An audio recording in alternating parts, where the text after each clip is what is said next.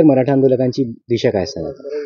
स्वर्गीय संतोष देशमुख मस्साजोग येथील सरपंच यांचं जी क्रूरपणे हत्या करण्यात आलेली आहे, त्या आरोपीला 302 तर झालीच, परंतु फाशीची शिक्षा लागली पाहिजे. ते प्रकरण फास्ट ट्रॅकवर चाललं पाहिजे. त्यांच्यासाठी जी चौकशी समिती नेमली ती स्थानिक न नेमता मराठवाडा विभागाच्या बाहेरचे IPS दर्जाचे अधिकारी त्या समितीमध्ये असले पाहिजे. आणि ह्या सर्व जे काही आरोपी आहे त्यांची पार्श्वभूमी गुन्हेगारी असल्या कारणानं त्यांच्यावर मोकासुद्धा लागला गेला पाहिजे. अजित पवार यांच्याकडून धनंजय मुंडे यांना अभय देण्याचा प्रयत्न होत आहे. मराठा आंदोलकांची काय भूमिका आहे? अजित पवारांचे हे बगल बच्चे आणि अजित पवारांसाठी जे साम दाम दंडभेद अवैधरित्या जे काही लागतं हे पुरवण्याचं काम ही सगळी मंडळी करतात, म्हणून त्यांना अभय दिलं जातं. बीड प्रकरण जे आहे त्यामध्ये अजित पवार हे दाबण्याचा प्रयत्न करत आहे असं देखील तुम्ही म्हणाले, काय त्याबद्दल? चोर चोर मौसेरे भाऊ त्यांचे कार्यकर्ते, तो चोर जरी असला त्यांना सांभाळणंच आहे.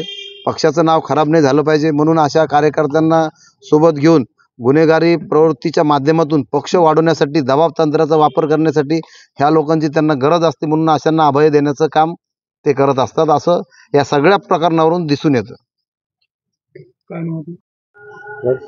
सर, मला काय सांगणार? अजित पवार यांनी आज स्पष्ट केलेलं आहे की जोपर्यंत धनंजय मुंडे यांच्या विरोधात पुरावे सापडत नाही तोपर्यंत त्यांच्या विरोधात बीड प्रकरणामध्ये कारवाई केली जाणार नाही.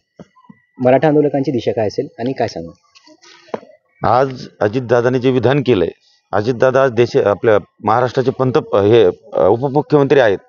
एवढ्या मोठ्या संविधानिक पदावर बसून त्यांना एवढा मोठा झालेला अन्याय दिसत नाहीये आणि त्यांना त्यांच्या पार्टीतला एक मंत्री त्याची पाठराखण करण्यासाठी जर एवढा मोठा अन्याय जर ते दाबतायत तर नक्कीच अजितदादा धनंजय मुंडेची पाठराखण करत आहेत. कारण जे हत्याकांड मस्साजोगमध्ये झालं संतोष देशमुखांचं, त्या हत्याकांडामध्ये सरळ त्या अजितदादाच्या पक्षाचा त्या तालुका प्रमुख त्या हत्याकांडामध्ये आहे. असं असताना मुंडेंचा आणि हत्याकांडांचा जोपर्यंत काही पुरावा सापडत नाही तोपर्यंत आम्ही राजीनामा घेणार नाही असं ते म्हणतायत.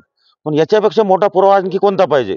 वाल्मिक कराड, तो विष्णू चाटे, कोण असेल तो त्यांचा तालुकाध्यक्ष, तो राष्ट्रवादीचा तालुकाध्यक्ष असताना याच्यापेक्षा मोठा पुरावा अजितदादाला आणखी काय पाहिजे? आणि अजितदादा जर असं करत असतील, या प्रकरणात अजितदादा दाबायचा प्रयत्न जर करत असतील तर इथून पुढे नक्कीच अजितदादांना सुद्धा मराठा समाज सोडणार नाही. कारण दादा हे मराठा समाजाचे आहेत, पण दादांना मराठा समाजाचा कळवळा काय येत नाही असा प्रश्न मराठा समाजाला आत्ता पडलेला आहे. काय नाव आपलं? देवकरण वाघ, अखिल भारतीय छावा मराठवाडा अध्यक्ष.